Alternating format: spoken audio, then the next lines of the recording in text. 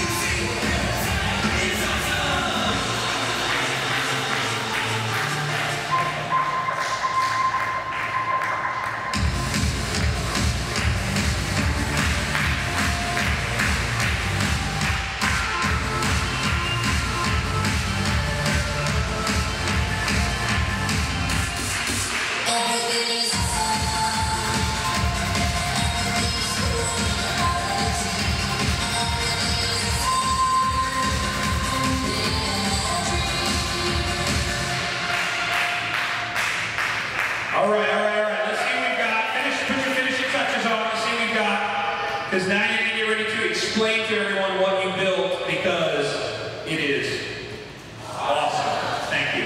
All right, are you ready? Noah and Norvell, explain to us the amazing creation and Dad's Get Home. Noah, what you got? Tell me what you got. Don't worry about it. It's a one-winged plane. It has to be 2 wings. Here, let us help you out. There you go. Now what is it? It's a plane with wheels. All right, give it up, give it up, give it up.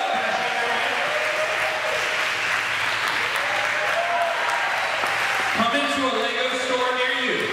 All right, Christopher, what do we got going on here? Actually, kind of like,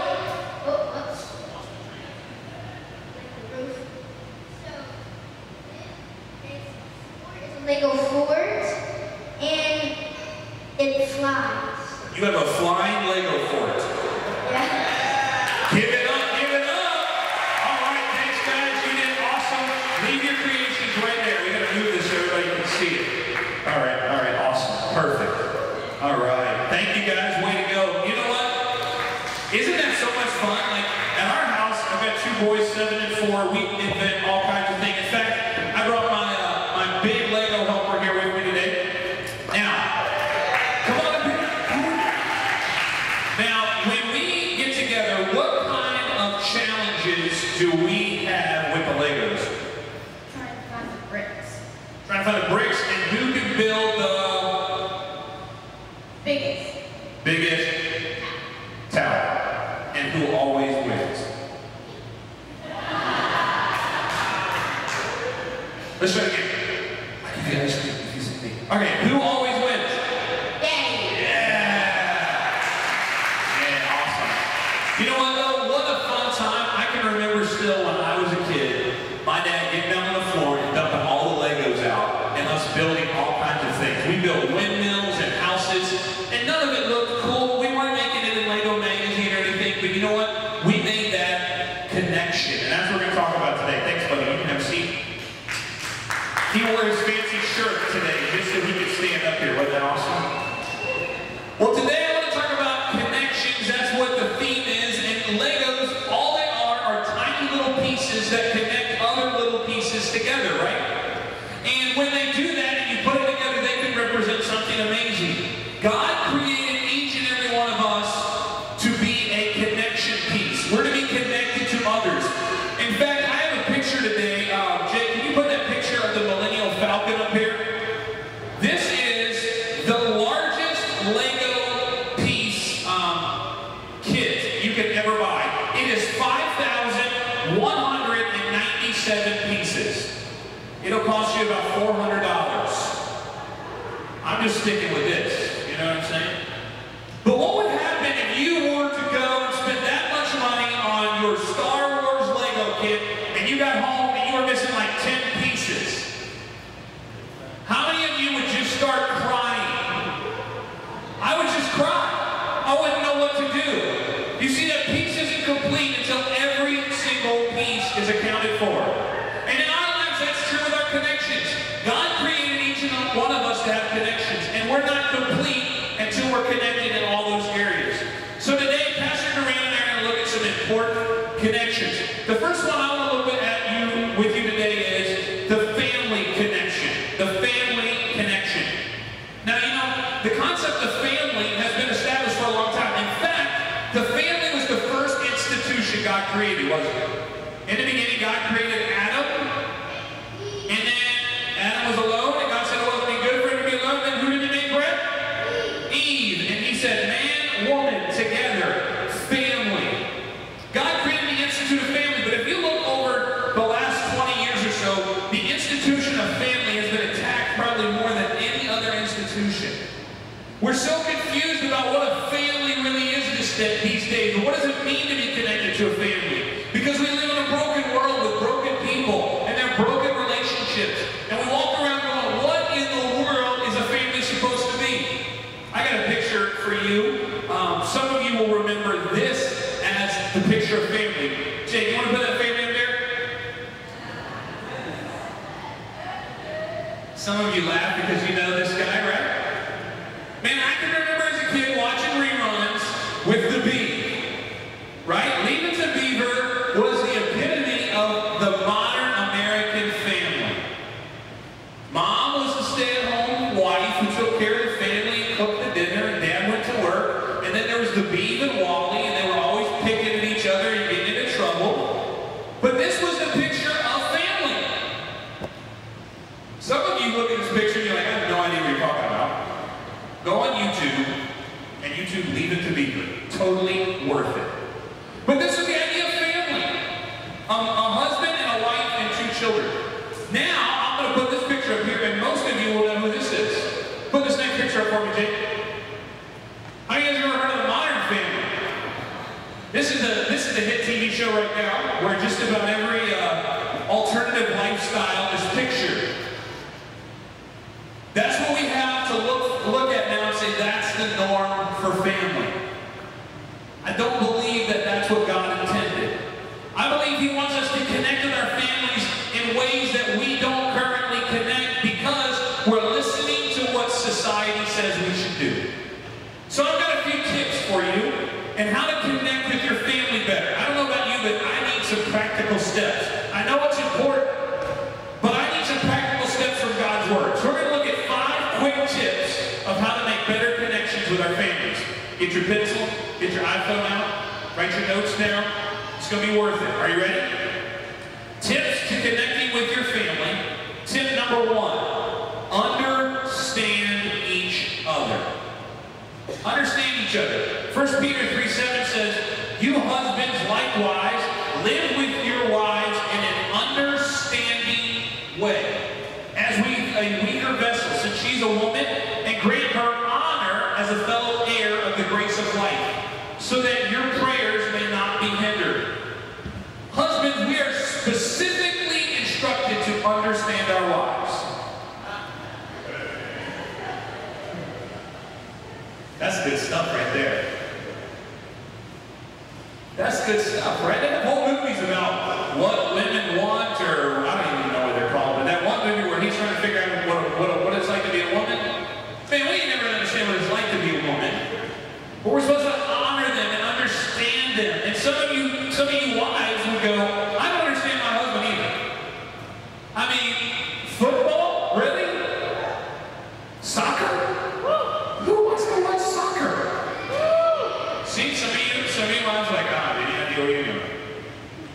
But we're to understand one another. What does it mean to understand another person? This is what it means. It means make what is important to the other person as important to you as that person is. Okay? It means make it what they're concerned about and what's important to them important to you. I can tell you something, I know more about nail polish than I need to know. I know about curing times and top coats and base coats and colors and brands. But you know why? Because that's important to my bride.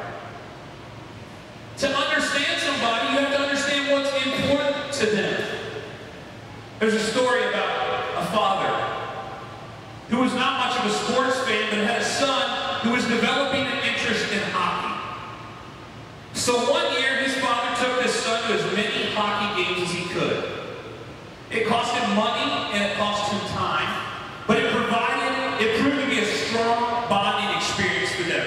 And one of his friends asked him in the midst of the hockey season, do you really love hockey that much? And you know what he said? Nope, but I love my son that much. You know what? To understand each other in our family, we have to get involved in their lives. If mom's going this way and dad's going this way and kids are going to piano class and this person's running to soccer, we don't have time to understand one another. We have to understand who God created us to be. Tip number 2. This one's huge in our society today. Tip number 2, keep commitments. Keep commitments. Man, I can remember becoming a father and telling my boys that we would do something. Do that cautiously. Because them jokers never forget. Ever. Levi started this morning, Daddy, can we play Lego Batman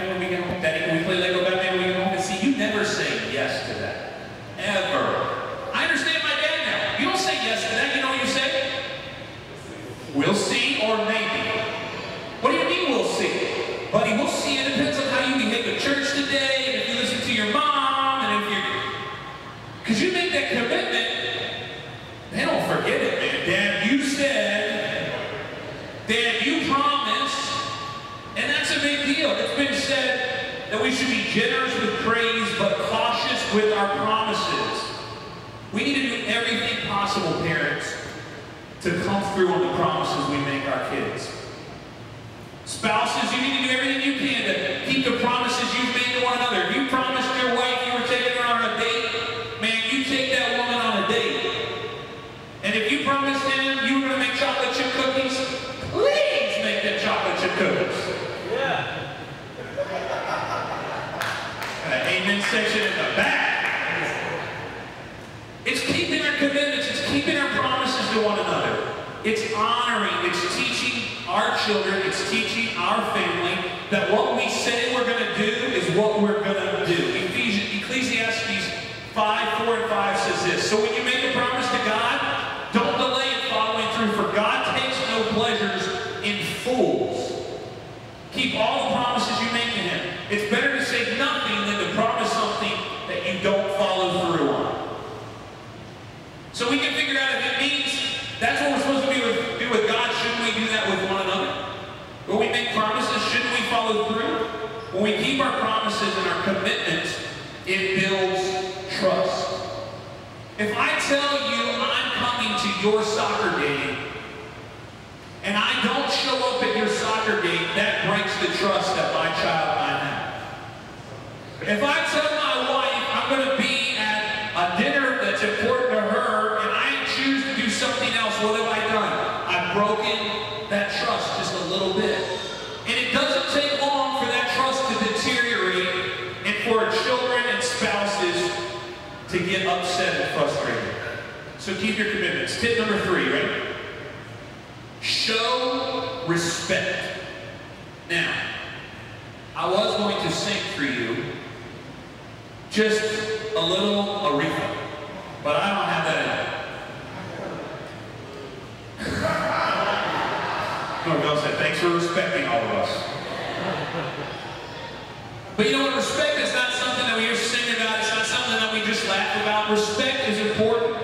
It's something every person in any relationship wants. How many of you want respect from your boss?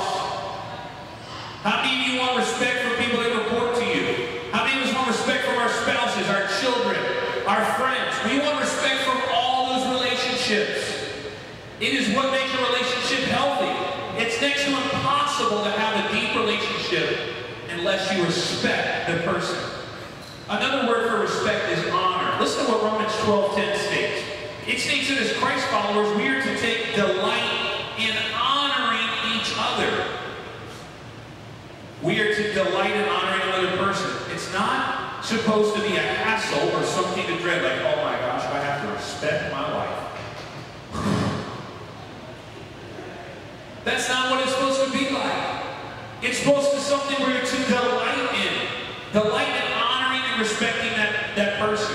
So how do we do that? 3 quick things. 3 quick things. Get your pencils ready. 3 ways to show some respect. Number 1, respecting each other's property. Kids, are you listening? Are you listening, children? Respect each other's property. So that means you don't go in your brother's or your sister's room and find their favorite toy and scribble all over it or break it or hide it or eat it or put it outside so it gets rained on. Okay? We respect one another's property. Okay, number 2, we respect each other's privacy. Now, for some reason, teenagers like this. When I was a kid, I used to go to my sister's door with the cup. You know the cup? You put the cup up to the door and you can hear what she's whispering about with her little girlfriends on the phone. I'd be like, ooh, I know that Hannah likes David. Yes, she does. I'm going to tell her. Man, that's a mess. How are we going to show respect if we can't give people privacy? That means children, sometimes your parents need some privacy. They need to talk about things you don't need to hear about. Sometimes they need you to just go play. I remember my mom and dad telling me that. And my mom and dad would be like, we don't need you right now, you can go play. And you know what that meant? Stay as close as you could to them jokers, because they was talking about something important.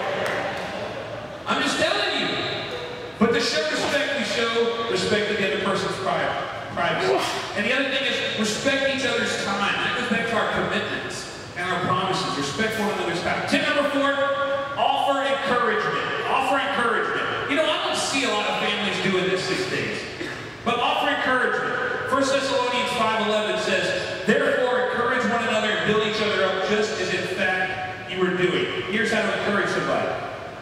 Do you know you can encourage somebody in your family by just smiling?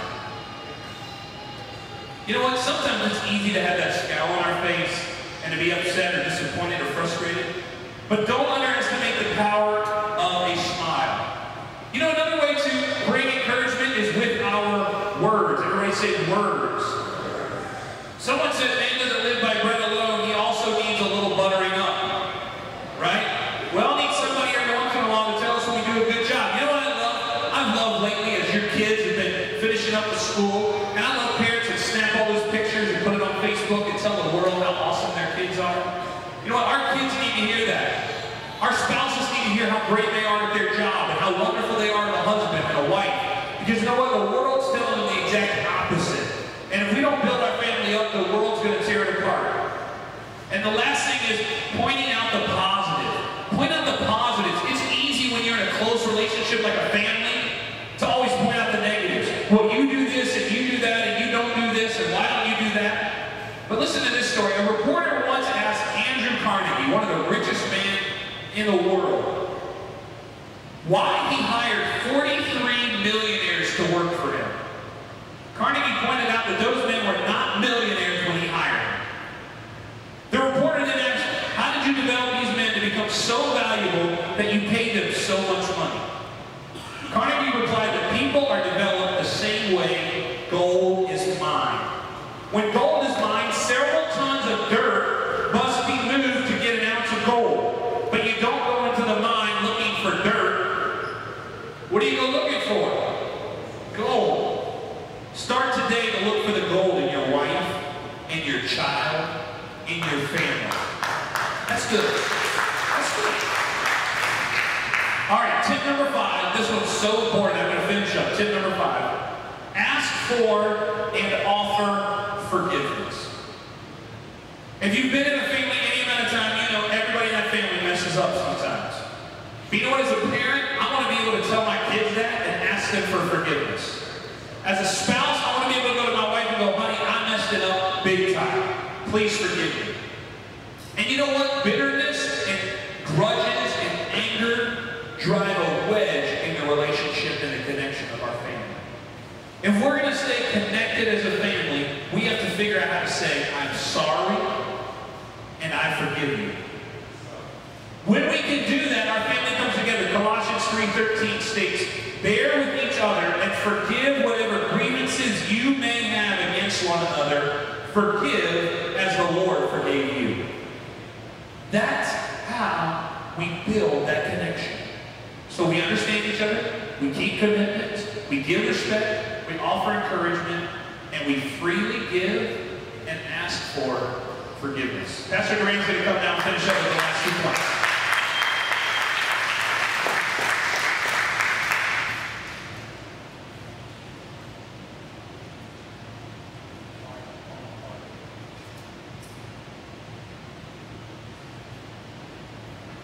Pastor TJ called me when I was tweeting his quotes here. You guys got a second so I can get this out? When you go on and on, you're not looking for dirt, you're looking for gold. So start looking for the gold in others. Hashtag wolf call. I gave him his own little tag. I don't know how much he knows it, but this is, if you ever want to follow something that TJ says, look for me on my Twitter feed and it'll always say hashtag wolf call. It's one person got it. It's all good. Well, connecting in a family. How about getting connected with the church? So we get a little understanding of getting connected with God and how important worship is. How important getting in the Word is so that you understand you have a foundation, you have a basis for faith. So when you're singing, you're just not repeating words, but you're actually expressing your love to a Savior that cares so much for you that it's just absolutely incredible that He would even think to allow you to exist. and to know that you can impact lives along the way for His glory. I mean, how amazing is that? That if we put these practical steps that Pastor TJ just taught us into the lives of our children and into our family, we are conditioning our children so that they go out and they impact people whenever they become adults. They start impacting when they're at school. Kids want to come over and have sleepovers at our house because of the character of my children. Because what's being instilled in them and what's being ingrained in them is affecting their class and their teachers. Because whenever I walk in, I get pulled aside and say, "Hey, Pastor, can you pray?" "Hey, Pastor, man, Greer just dropped something on me. Man, I was hurt when Cindy came up and she started praying for me." So take to heart what Pastor TJ had to say. And understand that by your example and by what you're doing with your children and with your family and speaking over your wife and praying over your children and speaking over your children is impacting their atmosphere. Don't take it for granted. The other thing is this. When we get connected, we need to get connected as a church and as a family and as a body. And we need to understand that we're in this together. Okay? It doesn't stop when we say amen and you walk out the door. It's what I like to call getting in each other's business. Normally that means you just kind of find out the dirt and not looking at the gold that's in a person because, well, we just like to talk. It's nature, man. I mean, let's be honest. We are all looking for the car wreck. We're all, you're just kind of, how many NASCAR fans do we have here? Okay, we have one NASCAR. Here we go. All right, 4. In Newport News, Virginia, there's only 4 NASCAR fans. Come on. All right, look. So you're watching the race. You got your people you're rooting for too, but there's other guys you wouldn't mind seeing crash, right? So why are you really watching the race? He made a hockey reference, so let's think about a hockey reference. Pastor TJ said, whenever you're watching hockey, what's it really about? It's about the fight. Come on! So what happens? I mean, it's just in our nature. It's the way, society is. With it, more, here you go. One more thing about family. More is talk than talk. So whenever you're looking at how you are around your house, realize that more is brought out in learned behavior from a parent and how parents interact with each other to a child than it is from you speaking to them. So watch how you conduct yourself in your home. Because how you're conducting yourself in the home is the same way you need to be conducting yourself in this church. And I'm going to make a point. Turn to Luke 14. How many of you got your word with you? How many of you got your sword with you today? Luke 14, verse 13 and 14. Okay, now what's happening here? I just want to set the stage for this. Jesus is speaking to some masses, and he's talking about a banquet.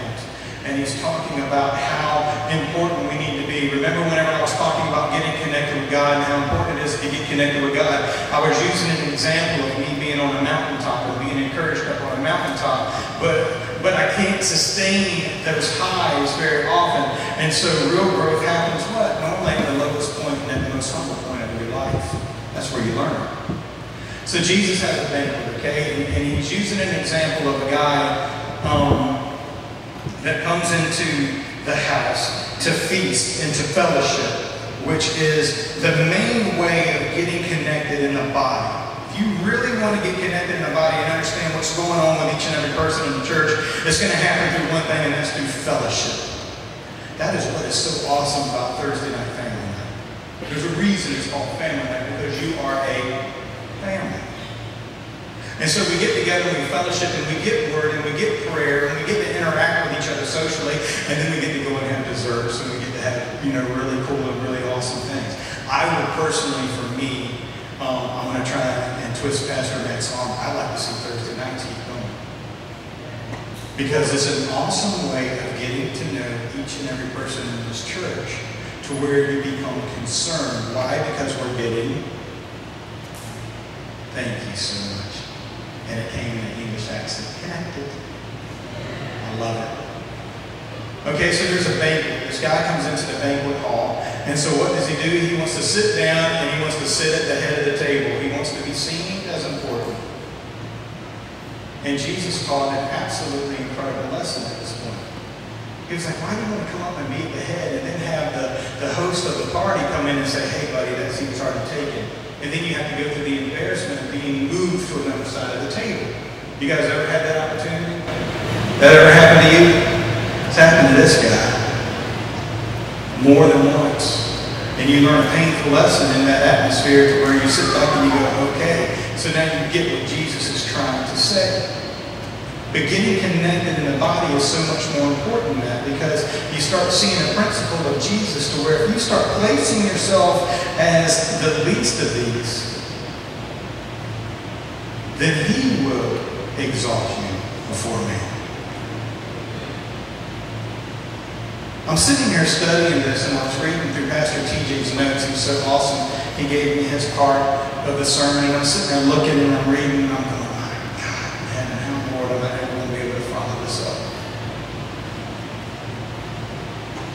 The truth of the matter is that he was being very humble in going through the points that he did, because he could preach this over several weeks. But this is what happened in verse 13 and verse 14. He goes through the explaining of what happens and letting the host exalt you so you will be honored before everyone. But he also went on to explain that whenever you want to have a feast and whenever you want to have people come together, don't just get your friends and your family. Because you get immediate result and you get immediate appeasement out of your friends and your family. So what happens is that I'll invite Cortez, and I'll invite Norvell, and I'll invite TJ and their families, and I'll invite some of you guys to come up, because you know what's going to happen? I realize that you're going to invite me back to your place, and I'm going to get fed in return sometime. But Jesus wants us to go the other way in how we get connected with each other. And it's so poignant in these few verses. It says, verse 13, but when you give a feast, whenever you come together in fellowship, whenever you have a party, whenever you feel like you need to bless people, bless the least of these. Invite the poor, the crippled, the lame, the blind. Verse 14, and you will be blessed. That means you will be a blessing and you'll experience a blessing. Because they can't repay you. Folks, there's a reason my pastor had a vision to have the Dream Center and to start a Dream Center at this church. Because our reward is not going to be an instant gratification here on this earth. Our reward is in heaven. And if He can condition a body of people to come together with a heart for the community and a heart for this area, to go out and to bring people in and to have them restored both mentally, emotionally, and spiritually, then why not do it to have a body of people come together to sit there and to push an absolutely incredible agenda, and that agenda is Christ. Come on, people, get excited, because this is the vision of this church. When Pastor Matt and I met, he didn't come to me because of who I was. He and I connected on the basis of who we were in the kingdom and what we wanted to happen in this area and in this peninsula. It's not what we could get from each other. It's what we could do so that Christ can be exalted.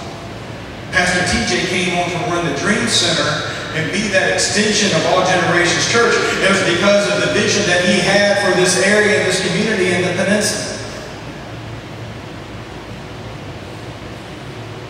Verse 14 goes on to say, these people can't repay you, but you will be repaid at the resurrection of the just being God's people. This is how community-focused and community-minded this church is.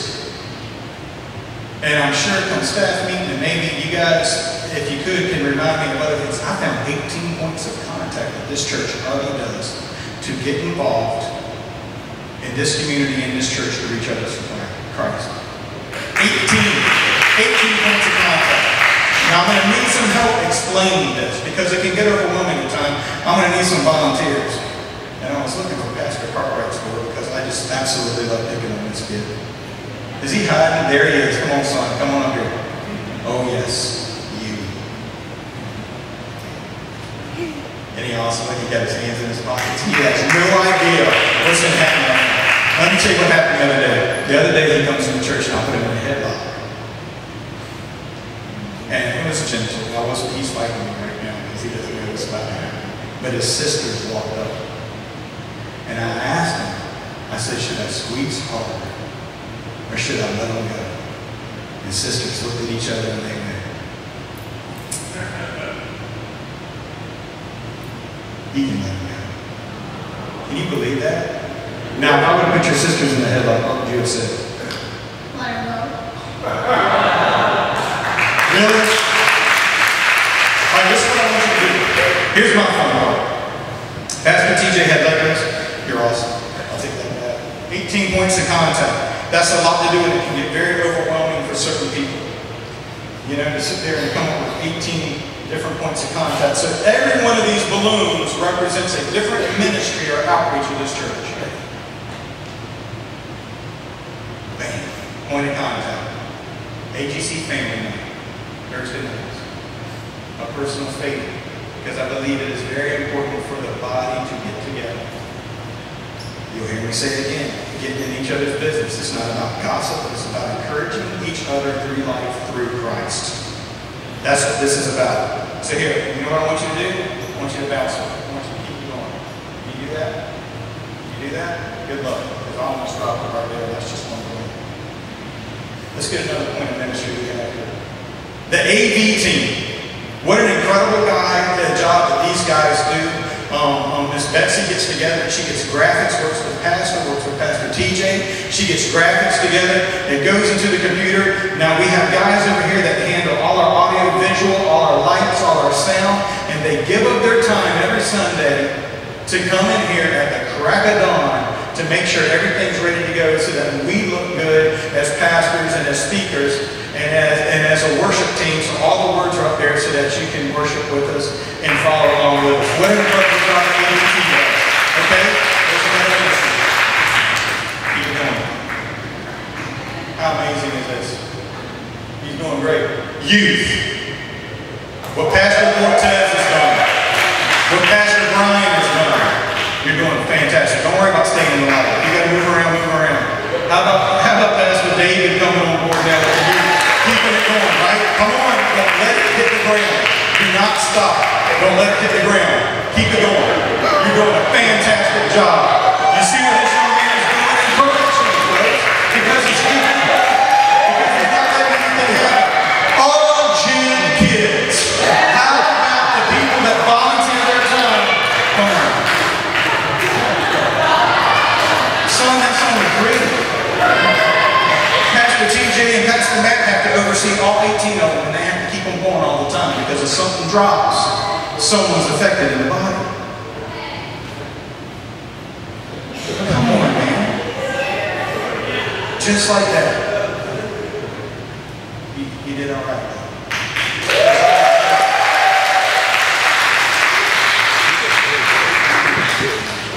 I want you guys to understand the seriousness, how serious this is and the seriousness of this. You know, out of this list, I think I've got 4 under my direct responsibility, maybe 5. Pastor TJ, in all truthfulness, has all 18. I'm sure there's something I've forgotten. Pastor Matt definitely has all 18. Miss Betsy, Miss Tiff. There's a lot going on, and one person can't do it all. But this is what I want you to understand. Do me a favor. Pick those balloons up. If you put them back in this bag. Now I want you to go ahead. I want you to pick up that bag and I want you to follow me. Okay, that bag right there on the floor. I want you to follow me. And I want you guys to see something of what happens whenever we get connected as a body. AGC family night. Don't let it hit the ground. Youth. AV team. Don't let them hit the ground, folks. Keep them going. What else do we have? All gym kids. Our children are important. They're our future. How about the Peninsula Dream Center Thrift School? Let's get that going. Listen, there's another one. How about this? Altar ministry. Miss Claudia Higgs had it so long, it's now under Wendy Belgrade. How about altar ministry? How about this one? This is a personal favorite. How about adopt a block? Church, don't let them hit the ground. Don't let them hit the ground. If it hits the ground, that's a soul. How about the worship team? How about that? We're still going. Nothing on the ground. How about starting the Peninsula Dream Center residency program? How about that? Keep it going, church. Look at them. I got people hitting the ground, diving. Sit down. Nothing stops. 18 different points of contact. 18 different ministries. Oh, here you go. Love in action. How about love in action? How about feeding somebody? Keep passing them out. Keep them going. You're doing great. Folks, do you understand what happens as a body now? Where one person may stumble, where something may hit the ground because one person is on it trying to keep everything afloat. Now we have a body of believers behind us and nothing stops. Nothing is dropped. No one falls through a crack. Everyone is impacted and Christ is glorified. Didn't know that. Man, this is awesome. I'm used to doing this with teenagers.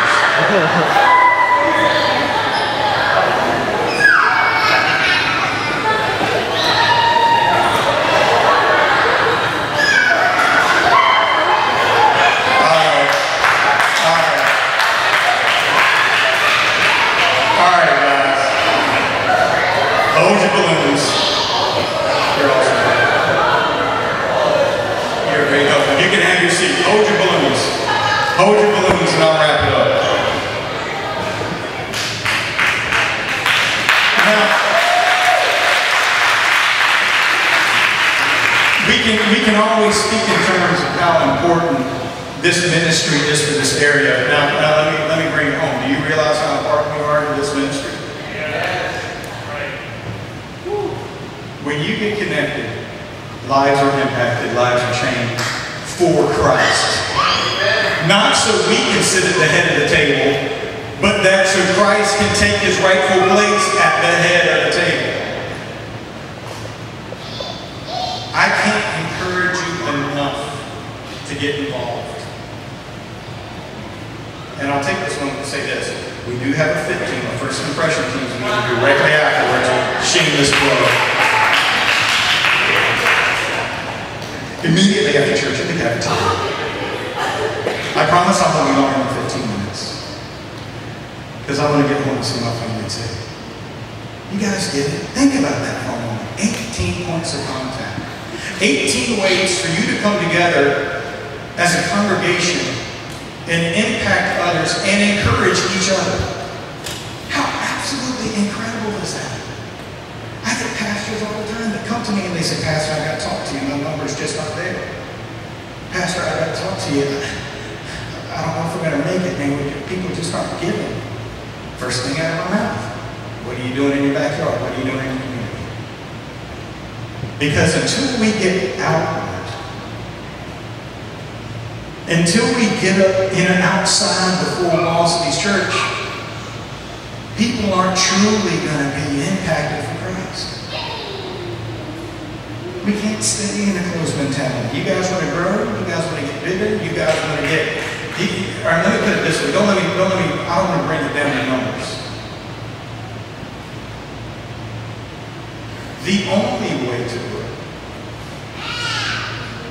as a person, a believer in Christ, the only way to impact others is to take Christ with you wherever you go. In the workplace, the store, the gas station, in your children's school. Come on, guys. And what happens is that people start seeing a difference in you. It's not what you're saying, it's how you're living. And because of these connections, because of this, we're encouraging each other through it. And we're not trying to be more like Pastor Duran or Pastor Matt or Pastor Cortez. a test. We're being more like Christ. Why? Because we're trying to be more like Christ. And so that change happens whenever you're unique and you're different. Why? Because you are a child of the King.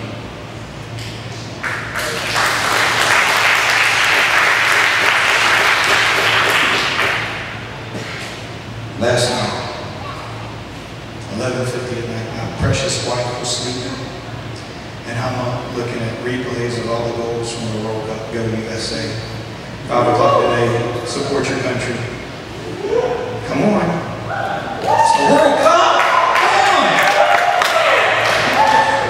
So 11:50, I'm in deep intercession for the salvation of all players, and that God would that's just a lie. I apologize right now. But wouldn't it be great if they score that goal that takes them through to the next level, and a player rips off his t-shirt and it says, "Because of Christ"? Because I honestly believe that's going to happen. Come on, guys. We're on a world stage. Wouldn't that be awesome?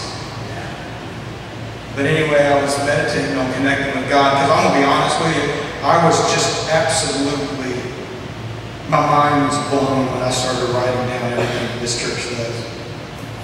I stopped at altar team. You heard that. Life groups, men's prayer, young adults. There's balloons for all of these, intercessory prayer, building and facilities maintenance. Let me tell you something.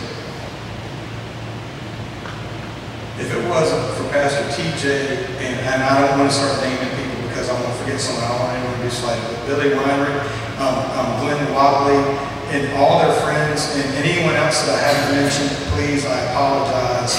They keep this place going. The grounds are manicured and kept because of Glenn working probably 60, 70 hours a week and then coming to church and cutting grass. Come on, people. Celebrate and encourage each other. Find out who's doing what you're not doing and thank them for it. How about that? Okay? And I don't mean that as an insult. I really don't mean that as an insult. But get involved. Because I understand everyone's busy and you try to carve out a niche for something. These guys are doing it. Parking lot. We really been covering the parking lot area. If you guys want to get involved in that, come and see me. And Promise Women's Ministry. Who has the pink balloon? Right there. Promise Women's Ministry. Sowing in the lives of the women in this group. My phone's rolling up right now because I started a Twitter feed and I'm getting really excited because this means that little downloads are happening today. And they're going all over the world. But I was just mind blown and connecting in the body. And whenever I started asking God, and I want you to understand something. I'm 44 years old. I've been a worship pastor for at least 20 years of my life. So connecting with God isn't difficult. At least not for me. But last night I couldn't do it. Because I have to be careful not to get one-dimensional on how I approach God and how I connect with God. Because as soon as you sit there and you think about it, you think word, worship, prayer. Okay?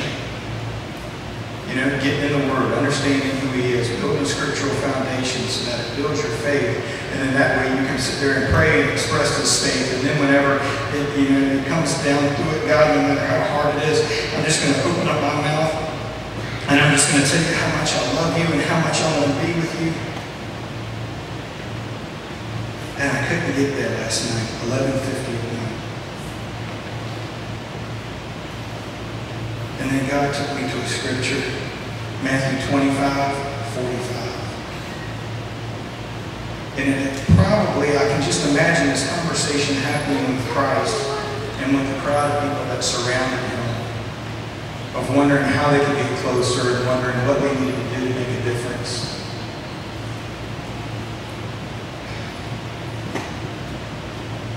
And the answer was not what they thought was going to be. Matter of fact, can I have the worship team come back up right now? Because I want to drive home a point. And this is it, I'm closing. Matthew 25:45. Then He answered them, Truly truly I say unto you, as you did not do it,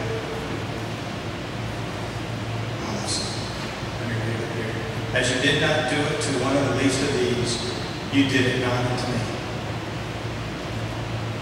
That's a hard one, guys. He's talking about taking care of the poor. He's talking about taking care of the crippled. He's talking about going after the non-believer. Thursday night, I'm in here and I'm worship practice with this awesome team that Miss Tiffany has gotten together.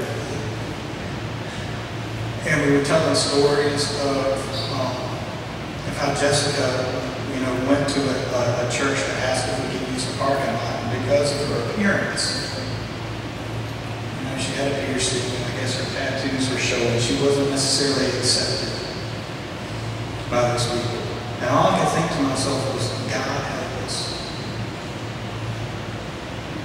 Because when it boils down to getting connected with God, it has to go past our worship. It has to get past our reading of Scripture. It has to get past the little rituals we have set up in our life. And there has to start being a practical application. There has to be boots in the field. There has to be hands to apply. He goes on to talk about if salt loses its savor. What difference does it make if we know Jesus if we're not sharing Jesus? Because what happens is that you realize that you're a vessel, and the more that you keep what's inside you contained, the more stagnant you become. Pastor TJ said it best, we were made to be connected one to another. And so if you really want to get connected to God and to the heart of God, find someone that needs Jesus more than you and share it. Because what happens is that you put yourself at the back of the table, in the back of the room, and God, one day I just want to preach about this table one day. Father, please just give me the revelation just to be able to share about your table. But we get in the back of the room, and it's not about us, and it's not about sitting up in the forefront, but it's about reaching the people that would never, ever, ever think that they were worthy enough to even be able to come to the table. And the life has changed.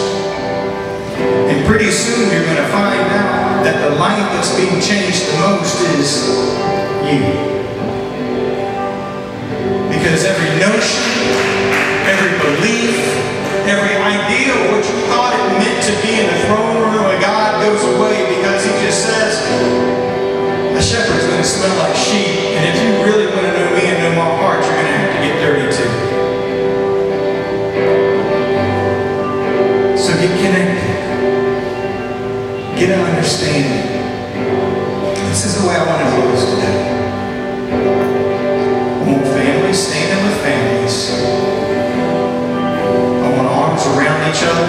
Fathers, I want you to get involved. And I want to sing this song. Standing, leaving, singing together. Darling, you can get up there with Brian. It's okay. I see you back there. Because it's important. Now here's the thing. I'm glad I saw this. If you're a single mother, if you're a single parent, understand that this body's here for you. You're not alone in this. God has someone for you. And don't think that you're not good enough or the right person. I'll put it this way. Before my grandmother passed away, she had Alzheimer's, and before she passed away, she asked me, she had a moment of clarity, and she said, "Durant, have you found somebody?" And I said, "No, ma'am, I haven't found the right woman yet."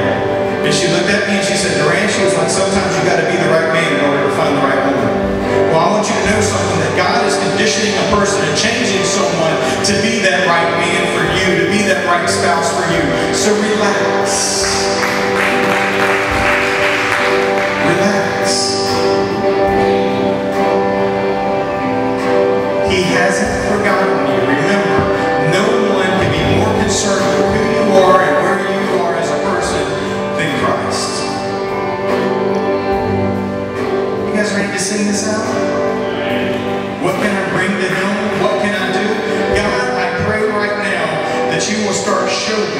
each and every person in this church what it is that they have to offer. That they will get connected. That they will understand that it's for your kingdom and for your glory. That the only thing that matters is that